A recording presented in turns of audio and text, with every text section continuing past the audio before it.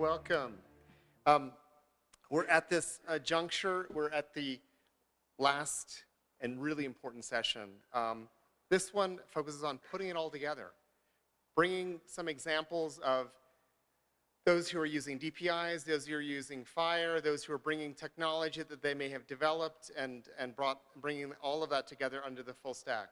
I want to ask my three panelists to join me on the stage, on the dais, and I'll introduce each one of them or ask them to come up so that they can then sequentially present.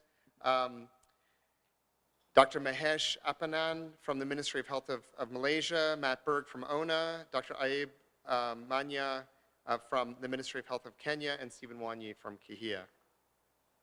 And while they're coming up, I just want to encourage people to take out their phones and have a look at this QR code. This is a reference architecture advisory and expert group that ITU and WHO have put together, and we are seeking expertise and would very much welcome the kind of expertise that's in this room around those who are developing and those who are advising governments to establish a DPI and standards-based architecture for multiple health use cases. Please, we are aiming to have submissions by the end of December, so please take the time and both apply, but also encourage any colleagues with levels of expertise that would be relevant to this to please also apply. Thank you so much. So, with that delay, I'd really like to invite Dr. Mahesh to please join us and give us a new perspective on leveraging FHIR and DPIs to enable the National Personal Health Record System. Yeah. Oh, I think this one is connected to this. Right. Cool. Right. Thank you, Dr. Garrett. I'm back again. Very good evening, everybody.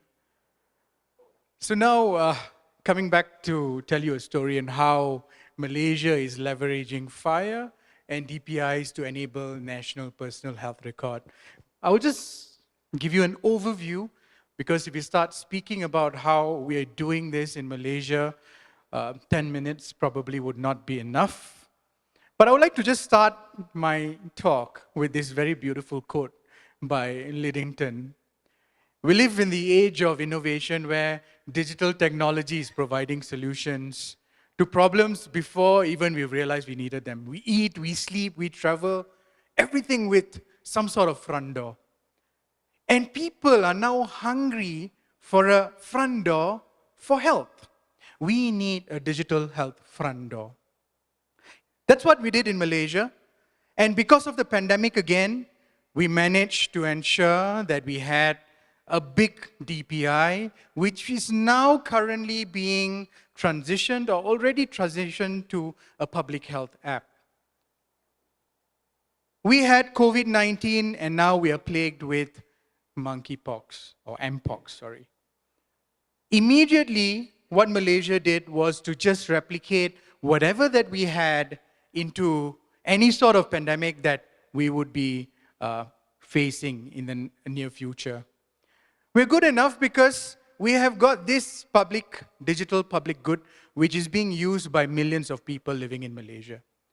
Any information that we want to be disseminated to the people, we've already gotten this mode of information dissemination. So when mpox came along during COVID, we knew we could pivot. We could do whatever that we're doing for COVID, for mpox. Similarly now, where we have, up till today, we've got 2 cases, and how we created care plans, improved on whatever that we've done during COVID to manage future pandemics. Again, I think we've spoken about this just way too much, on how we are leveraging on the Digital Health Certification Network for us to share records with our counterparts within the private health sector, using also this digital public good. We are now redefining telemedicine. What I said before, our Telemedicine Act was drafted in 1997. and we could only see repeat patients. Now we are redefining telemedicine. We've got close to about 545 facilities now offering telemedicine services. What is more euphoric for us is we are able to speak to people far in the jungles of Malaysia. How? With cooperation, with collaboration with our network partners. We can now speak to people who need not come out and walk 3-4 hours to our healthcare facility. And people from Sabah or Sarawak, which is from the Bornean island, can speak to people in Kuala Lumpur. That is what we envisioned, and we would want to now increase the reach, and this could also reduce congestions in all our hospitals and clinics. Medication records. What I'm saying here right now is to ensure that we leverage upon every single database that we have within the Ministry of Health of Malaysia. We have this pharmacy information system that's already present in 805 facilities, hospitals, and primary healthcare clinics.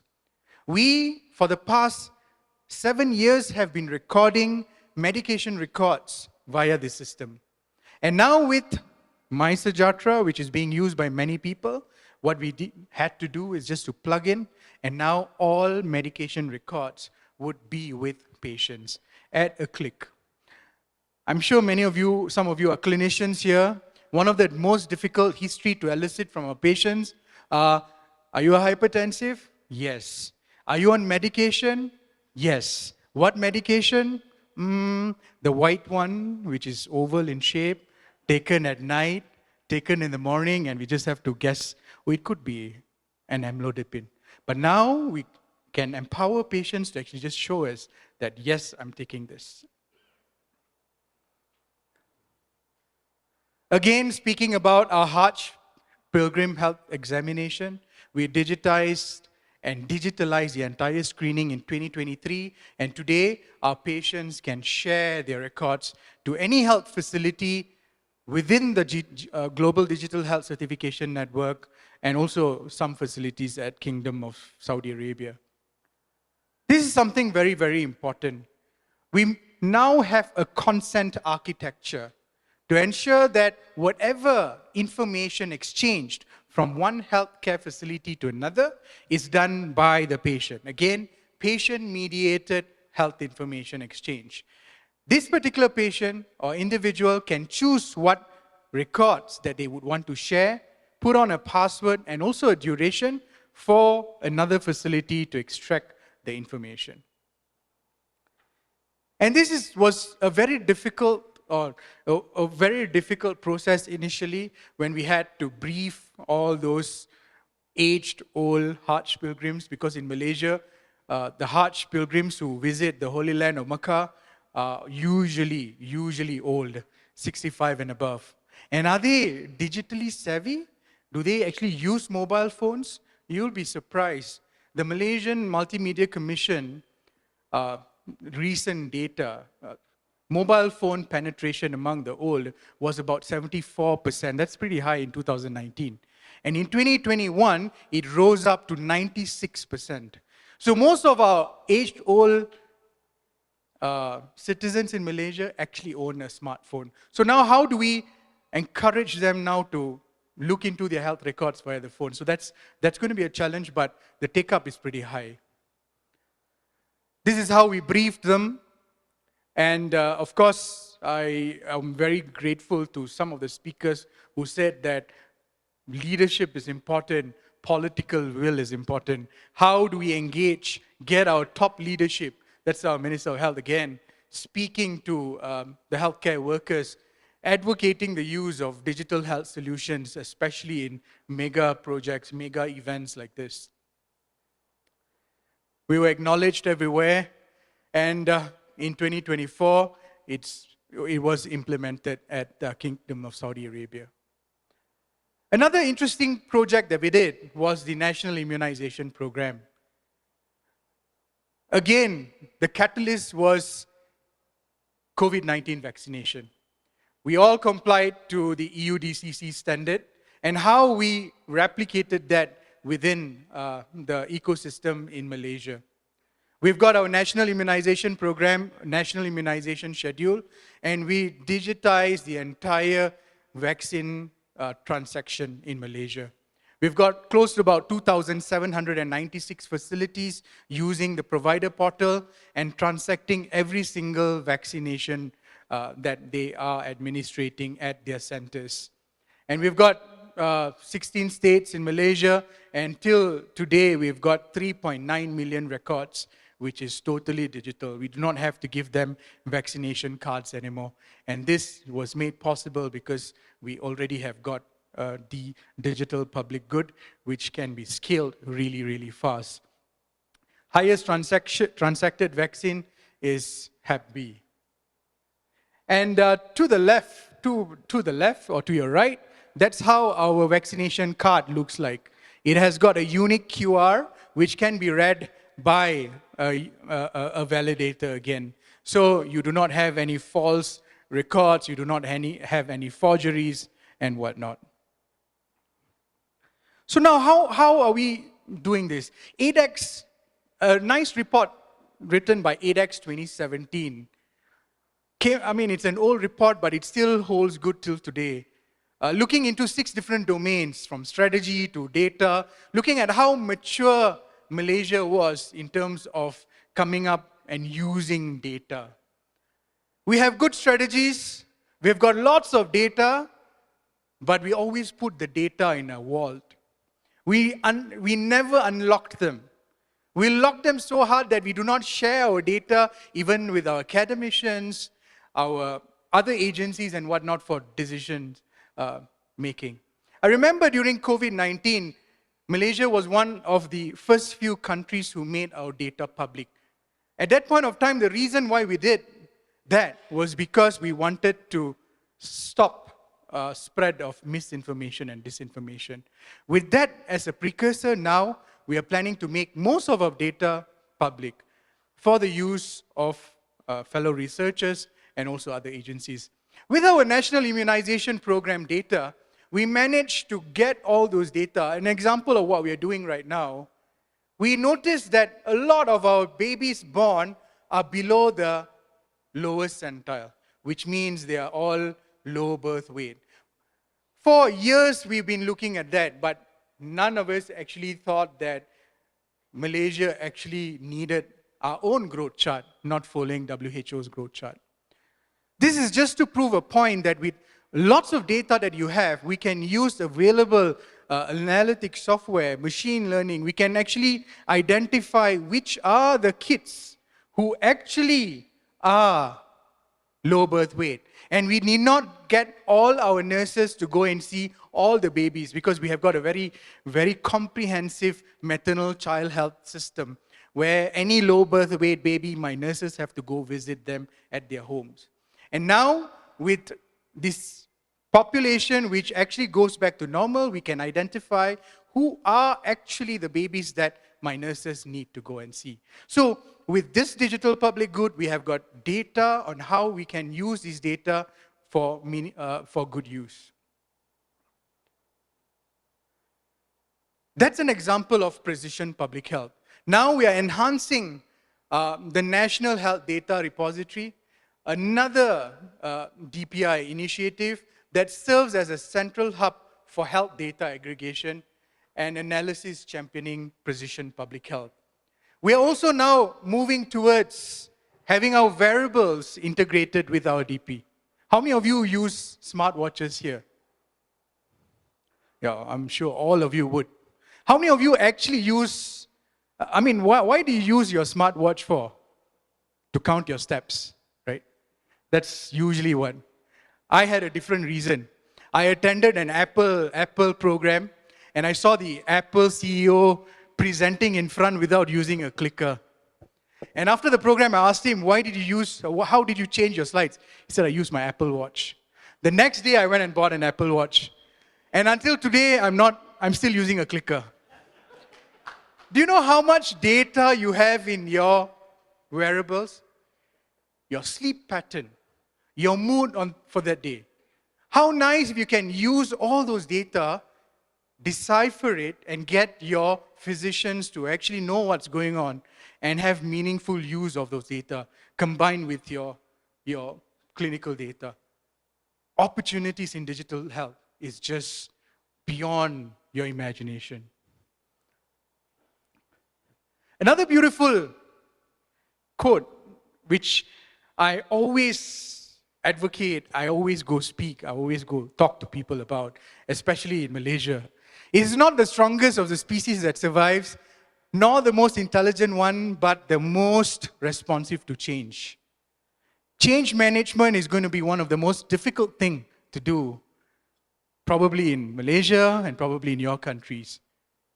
I always tell them we have to start being a digital enabler, digital driver, and we have to start switching our analog minds to digital minds. And before I leave, we've heard that lots of us have got blueprints, guidelines, frameworks already in place. What we need now is footprints. Thank you.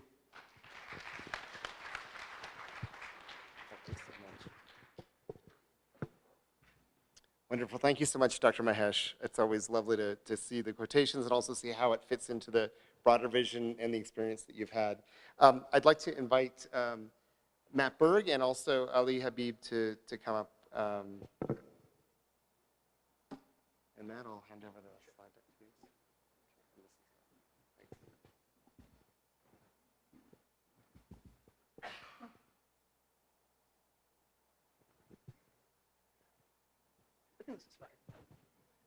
This is just a quick couple of minutes on this work and why you can't hear me? Maybe I can read that. Hi, everyone. This better? Okay, thank you. This is just a quick couple of minutes on why we supported this work and the gap that we think it fills before Matt gets into the specifics. So we've been talking about silos these past few days, and we know that when you're doing care for patients, you end up with data in silos, which is often around providers because patients don't have access to their own data. So you have nurses independently treating people, you have data stuck at facilities, and the burden of care falls on the provider.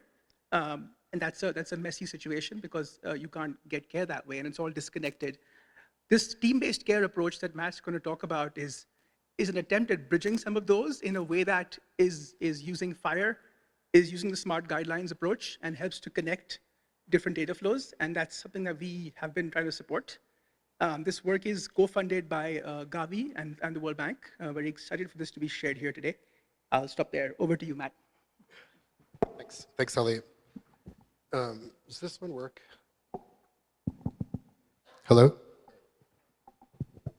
All right, thanks. So my name is Matt Berg, and I'm just going to talk today about team-based care. Another way to think of it is kind of why we've talked a lot about FHIR and a lot about interoperability, but I want to talk a little bit about how we could actually use that to improve healthcare delivery. So why does it really matter? So team-based care, I just want to try and define it, is a person-centered approach for service delivery where all the different all the providers and patients to have access to the data they need to provide coordinated care for the patient. Right now, the systems are quite fragmented. So if you're looking at, for example, primary healthcare, another way to think of team-based care is called integrated primary care. So for immunization, you deliver healthcare services at the facility, and you also have community health worker systems, right? Just a show of hand of maybe the Gavi countries, or how many of those systems in your country are connected together right now? Your CHW system or your immunization system at health facilities? Or any country? So it's a problem, I think, because of DPIs, which we'll talk about. I think because of FHIR will make this easier. But ultimately, this leads to duplicative systems, but also more importantly, we're not providing the best care to patients as we can. So today I'm going to talk about a use case around immunization. And the goal of this exercise is just to paint a picture of the near future of what this can look like. So when we're talking about team-based care, the first thing is the patient's at the center. And we're talking about how do we connect together facility-based immunizations, campaigns, community health workers, also the mother having access to digital vaccine certificates or personal health app to really support her and her child to become fully immunized. So the components in a team-based care approach that we'll be connecting technically, and through this work with the World Bank, we've actually built all these pieces as a kind of reference applications in FHIR. First is an immunization app. This is built on WHO SMART guidelines. This can be used at a facility for registering children, providing primary care around immunization services. A community health worker app called a CHIS. Campaign apps, which are more optimized for doing like micro-planning and outreach, targeting specific communities or individual households. This is done for immunization, but also many, many other domains like malaria, bed net distributions, indoor residual spraying, et cetera. And also an exciting new area, which I hope we talk a lot more about next year, is the idea of actually patient apps or a health wallet. So how do we provide a mother access to her child's immunization health records? What does that enable, et cetera? So I just want to walk through sort of what team-based care looks like in a couple of different scenarios. So first of all, in this situation, the facility nurse can register the child. In doing so, they'll check to see if that child already exists because maybe it's been registered already at the community. A notification will be sent to the CHW saying, hey, there's a new baby, and then please go to that household and register more information and collect the location of the household. What's really cool about that is now that we've connected the household location and the immunization record, we've linked those two things together, and I'll talk more about why that's important later. Now all the different health workers can start to share that shared health record for the patient, and that unlocks a lot of different things, which I'll go through. So just showing you what that looks like on the app side, you could have a patient registration, and little things like when you're registering a patient, you could search to see if that name already exists. So this is kind of a UX thing you'd want to add. This is also why having an ID system, so a national ID, DPIs become really, really invaluable, or even biometrics. The other thing that's really important about duplications are if you over-register children or under-register children, it'll affect your coverage rates when you're doing immunization estimates. The other key thing here is leveraging your community health workers, which are out in the community, to find and map where children live, or even allowing the mother herself through a smartphone app or even like WhatsApp to share the location of their household. So that's another thing we can kind of do with this approach.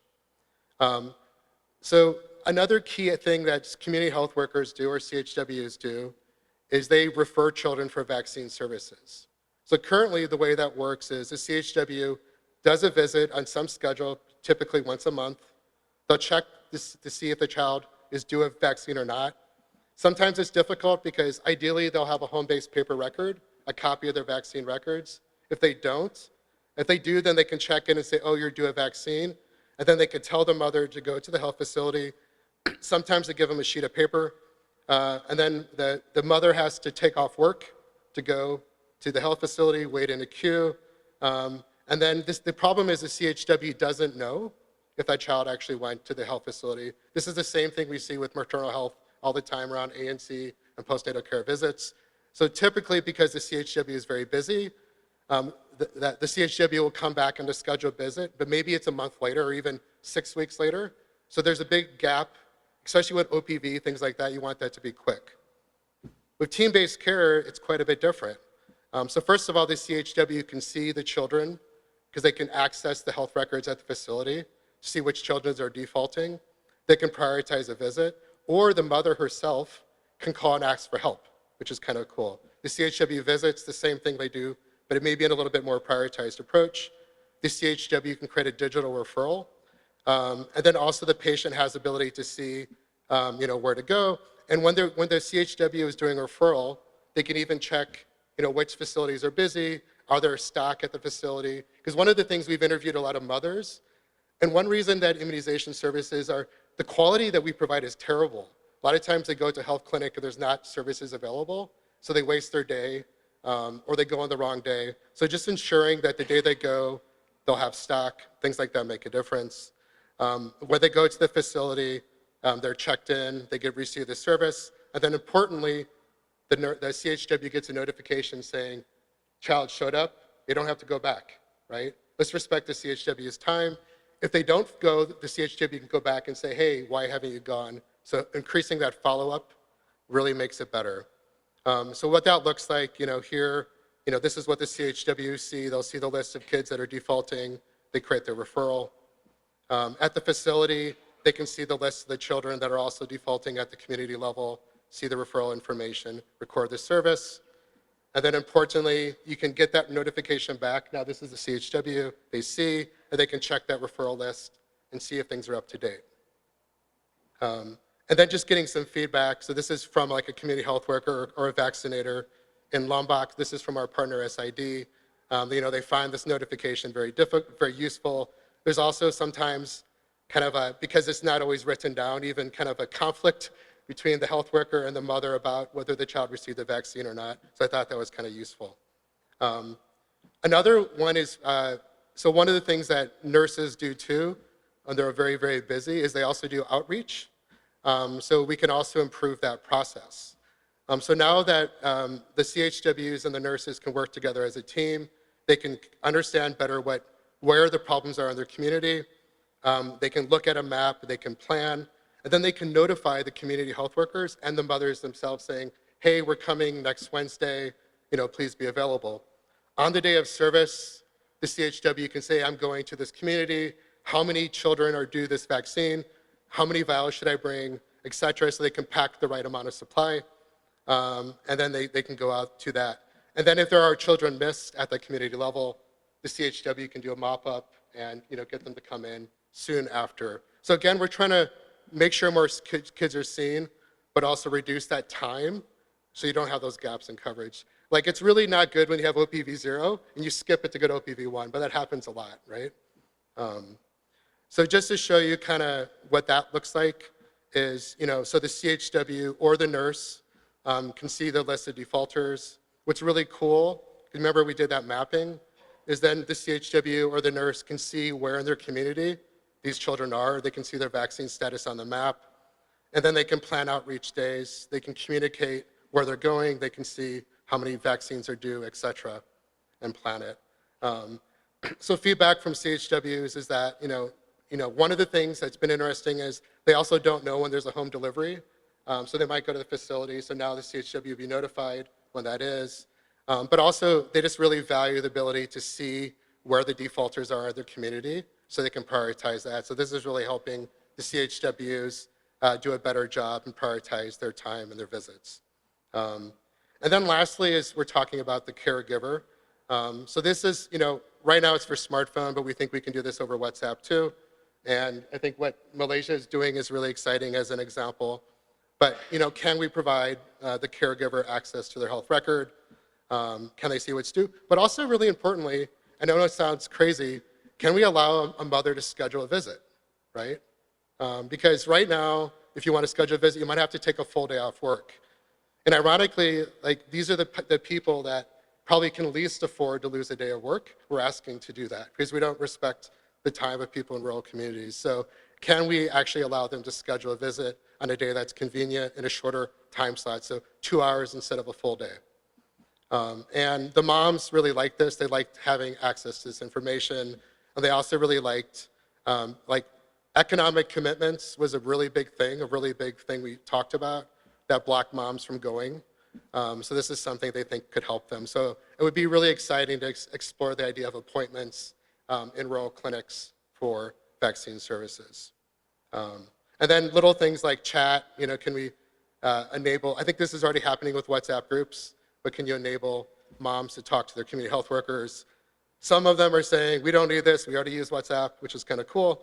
Others think it would be useful. And some of them say, we've actually never talked to our community health worker about vaccines. We only really do it with our nurses. So that's also just some interesting feedback. Just in terms of bringing it back to this meeting, this leverages a lot of DPIs that we would need, like a facility registry, a provider registry. But the big one that's key to this is why I don't think we have, the digital health records yet, is the shared health record. So I think investing in the shared health record, I think, is probably the most critical thing that countries can do to enable team-based care. Because right now, you don't want this to sit in just the immunization system, the CHW system. If we want to provide a patient app, we need the shared health record. So creating your FHIR profile is really key for that. I also think we need to add something called a location registry, which is to that we don't have a place to store where families live right now. So that's something that we need to do. Just lastly, the things that need to be coming out of FHIR that we've identified. First is we need an implementation guide for immunization that doesn't just cover the immunization at the facility, but covers what does the CHW do. So there's some new SMART guideline work for CHWs that are coming out that hopefully will integrate the CHW workflows. But we also need to think about, what does that look like for the mother herself? So I think that can link to the work WHO is doing around digital vaccine certificates. We've also identified that the household, there's actually no way to represent a household currently in FHIR. And I believe, Graham, that R6, it's probably going to be added. So we're really excited that, yes? Sweet. So think about that. We don't have a way in global health to think about a household unit, which is the key to community health. So now we're going to get that, which is exciting. And also, I think, like a way to represent a household location. So if we're doing a campaign, if you're doing routine immunization, why don't we have a standard way to just represent a house, right? So let's come up with a way to do that. Let's do it in FHIR. And let's link it. And the reason why it's so key it's FHIR is we can link that location to patients, to providers, all these other services. So having it in the FHIR ecosystem makes that data so much more valuable. And I just want to show you why this has other upstream things beyond just basic service delivery. So the other thing that's really difficult in immunization is estimating coverage, right? So I'm going to steal a slide from my colleague, Dr. Alan Lebrique, from his work. And so Alan actually used to do health work before becoming a professor, Vijay, a long time in Bangladesh. And this is from some research he did. And this shows you measles coverage in one of the communities that Dr. Lebrique worked in. And you can see that the only difference in this is that the DTO, the district health officer in the bottom was good. The one on the top right got fired, right? So the point here is that immunization is very heterogeneous. There's many factors that contribute to it. You can't just predict it. So having the ability to measure it locally is the key to improving outcomes. So measuring coverage is very difficult. One of the approach that's been tried is using service-based approach to do this. So in this approach, you can, for example, say, I'm a health facility, and I'm going to estimate the number of children in my catchment area for my health facility. So in this case, there's 72 children. And I'm going to look at my monthly or annual vaccine records for that age group, let's say DP23, and I'm going to come up with the denominator. So in this facility, it's 75 over 72, okay? This is very wrought with problems. You can see that the numbers here are quite different, 104, 162, 62. The problem is that this assumes two things. First of all, it assumes that the denominator is accurate. Second of all, it assumes that people go to the clinic they're told to go to. That's actually not the case. People go to the clinic that's good and that's convenient for them. So here you can see like how, and these are actual from data from a site in Nigeria, where the assignments are. So the red areas are the catchments, and you could see potentially why people would go to these other things. So this approach is good at showing you where people go to seek services. It's not a good way to measure coverage. If you scale this up to a ward or district level, where you're using the total population in the catchment area, or sorry, like a ward area divided by the facilities, vaccines in that area, say in DHIS2, you have the same problem because people, if you look in that little circled area, they're going to go along the highway and they don't really care which ward it's in. So this problem scales up.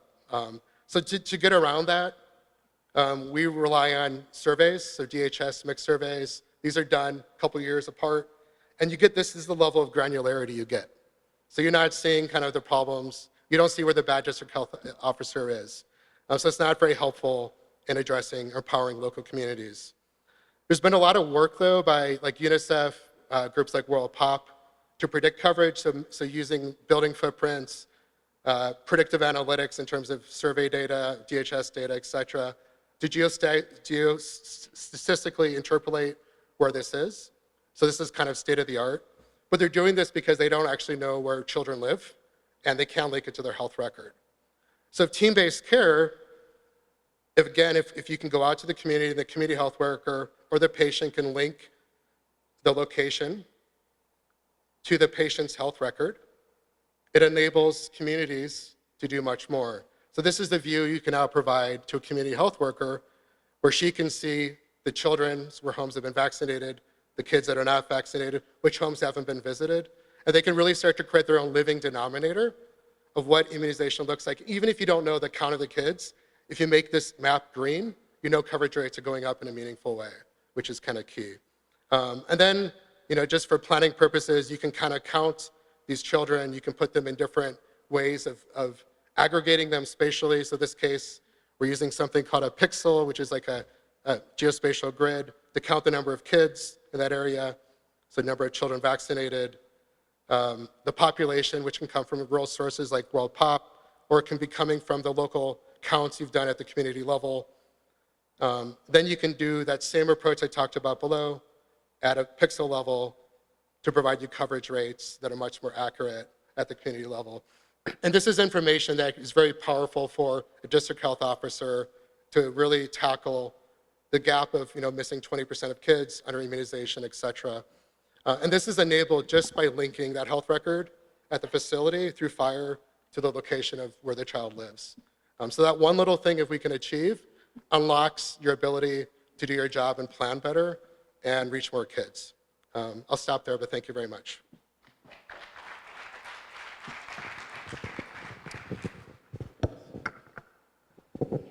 Thanks, Matt, and thanks for the really,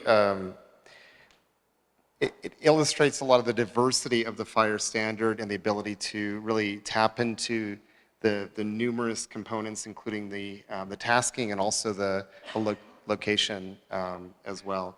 I want to hand over to Dr. Ayub from the Ministry of Health of Kenya, who everyone I think knows very well by this point. So over to you, Dr. Ayub.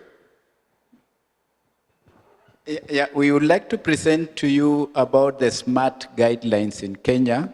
We've done this in collaboration with partners, and in the spirit of collaboration, I would like to welcome Steve Wanyet to make the presentation. Thank you.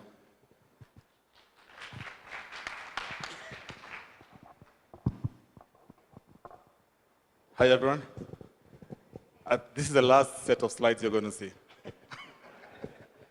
Who can guess how many slides have been projected throughout the 3 days?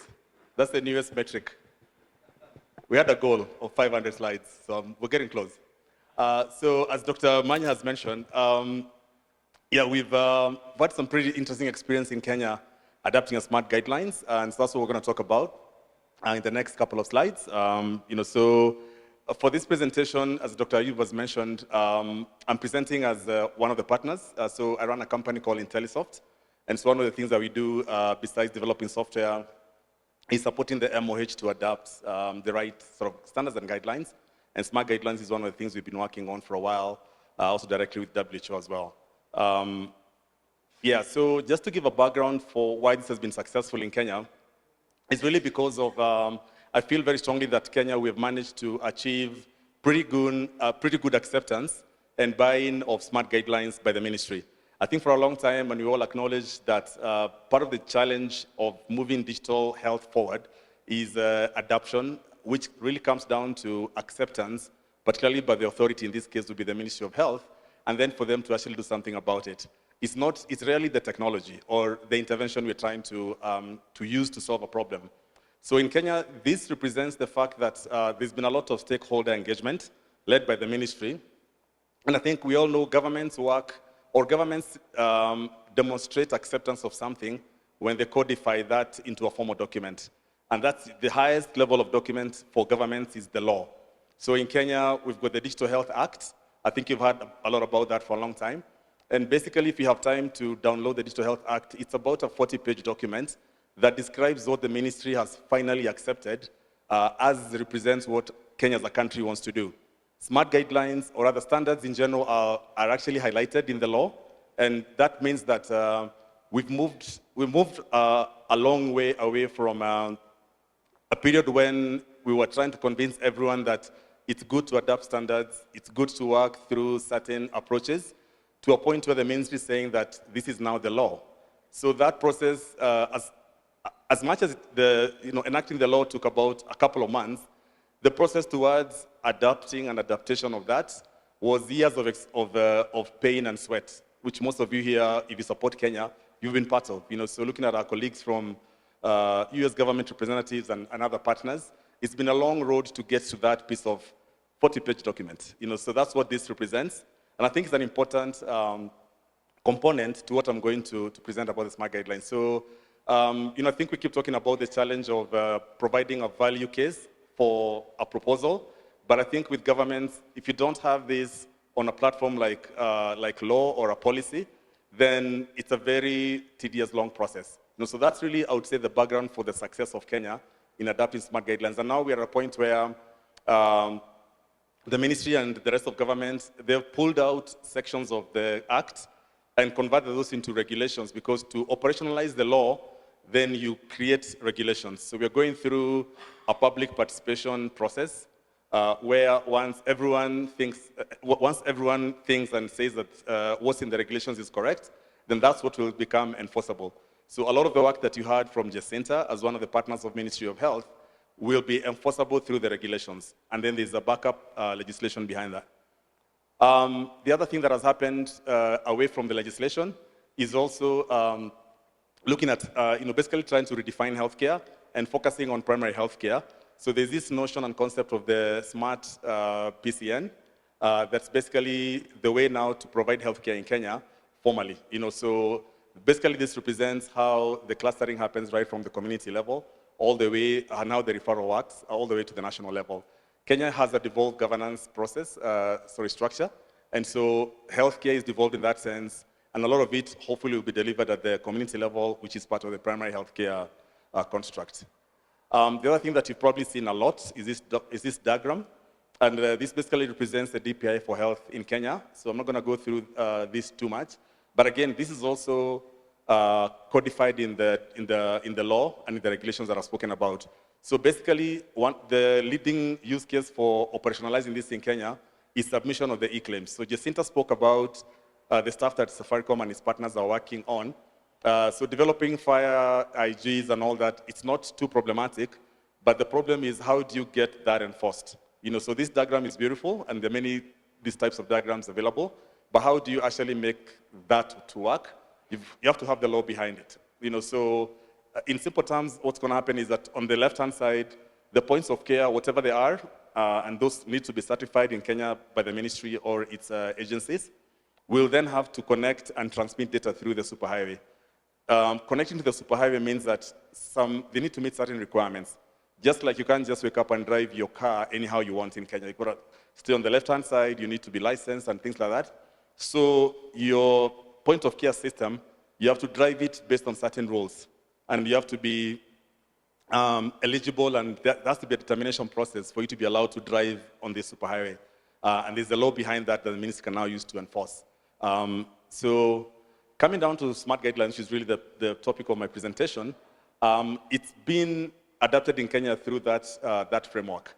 So I start off with the Kenya SMART Guidelines Community of Practice, which is one of the technical support or technical assistance that we provided the Ministry of Health through support from US CDC, through the technical assistance platform.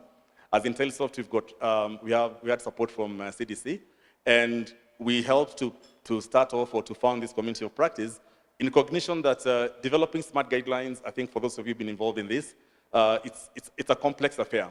And I think as Matt was presenting about the team-based approach, is the same as well in SMART guidelines. You need subject matter experts, you need business analysts, you need software developers, you need policymakers, you need lawyers, you need financiers, all those people. And I guess the community of practice construct, which is picking up good pace in Kenya, is how we are supporting the ministry to adapt the SMART guidelines. And some of the early adopters is naturally the HIV program. They're always first off the blocks. And we've learned a lot about digital health through the HIV program in many countries. And it's no wonder that even in Kenya, they're the early adopters of smart guidelines. I think we all know that WHO is working on this and leading the world on this. And so what we've done in Kenya through the national, the NASCOP program, which is the National AIDS and STI Control Program, we looked at so this represents the WHO HIV guidelines, as you can see.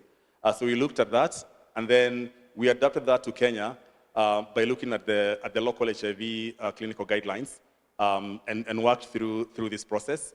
The reference software we're using is Kenya EMR, which is one of the endorsed systems in Kenya that runs on the Open MRS platform.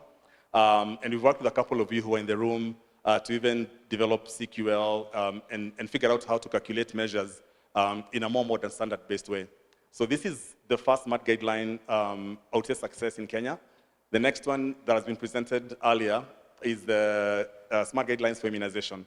So again, the National Vaccine and Immunization Program in Kenya was also very quick to put their hand up and say, we'd like to adopt smart guidelines. And so we've been working with the National Vaccine Immunization Program, and we've successfully adapted the smart guidelines and built those into the Open Chanjo system that has also been presented a couple of times. And just to mention that the Open Chanjo is based on the Open Health Stack. So this helped us a lot to accelerate the process, but also not worry about the building blocks that Google has, in my opinion, done pretty well. And we're able to achieve this in a record, I would say, almost like 4 months. So thanks a lot to Jing and Fred for their support on this. Other health programs in Kenya that are coming through very quickly with the direction from Dr. Manya's directorate is the NCD program, specifically the cardiovascular team. Again, they also put their hand up, and we're working with them and figuring out how to, of course, work with WHO to develop that. We also have the surveillance team as well. So all these teams outside right now, they've gone up to L2, developing the digital adaptation kits. And it's work in progress, and also the ANC program as well. So generally, in terms of adoption of smart guidelines, we feel like it's happening the right way, where you have the health programs being the ones asking for it.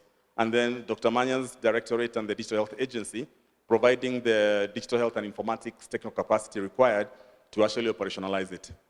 And I end my presentation, again, just emphasizing the importance of the community of practice. Smart guidelines are complex. They're really complex, and you need everyone on the table, and everyone has a contribution to make. We are discovering that as we go along, and I think we're still in the early stages to start seeing the benefits of adoption of smart guidelines. Thank you very much. Great, thank you so much, Dr. Ayub, and also Stephen Wanyi. Wonderful. So I would just want to open it up for 2 questions. Does anyone have any questions? We have a few minutes remaining, and I'm sure that from these phenomenal presentations that you may have 1 or 2 questions. So are there hands that are going up, and we'll send around a mic? There's one in the back on the left side. Keep your hand up, and we'll get a microphone to you shortly. Thank you.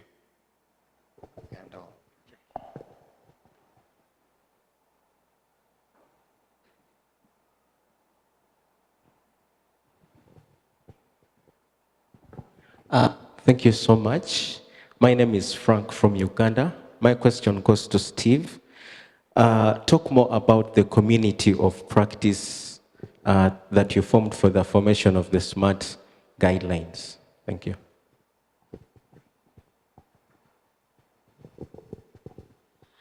Thanks, Frank. So really quickly, I think it just grew out of interest. I think I would say the hardest part was demystifying smart guidelines. The first time we had this discussion with people who weren't aware about smart guidelines, they of course thought about the smart guideline acronym that relates to setting goals. So help them to understand that it's not those kinds of smart guidelines. It's other types of smart guidelines. That took a while. But I think once that was understood, and then we were able to translate the value of adopting smart guidelines, particularly translation of the clinical narrative into the requirement specification, and showing how that actually reduces time, and you're able to maintain that fidelity to the underlying clinical guidelines. I think that was a selling point, and that helped to catch on. The rest of the dynamics of setting up a COP are pretty standard and easy, just because we do a lot of work that way in Kenya. Great. Thank you. Any other questions? I see a hand here from our colleague from Ethiopia. Yeah, thank you. Just I want to ask the experience of Malaysia on telemedicine, particularly on telemedicine. What type of standard do you use? And then, especially one of our major is selecting telemedicine. There are different type of telemedicine.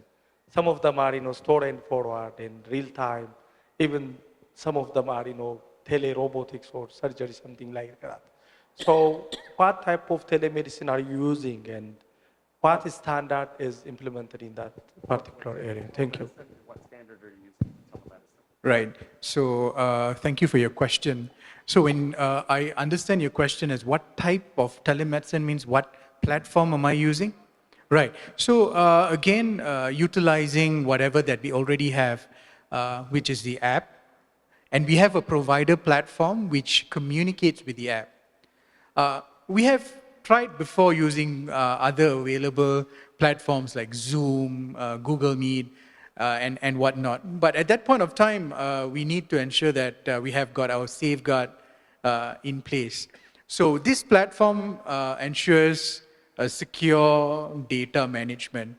And not only that, the platform that we have built or subscribe to right now also will enable you to key in medical notes. So after the session, the summary would be also sent to the patient. So hence the reason why some data that I showed, that would indeed drive insights on what else should we improve and what other services that we should include. In terms of standards, again, the entire language built was based on FHIR, HL7, in terms of exchange of information, how the data is stored, the data model and whatnot, everything follows standard. And that would also be interoperable with your EMR. So I hope I answered your question. All right, thank you. So I just want to ask everyone to give our round of presenters a big round of applause. Sorry, end of day.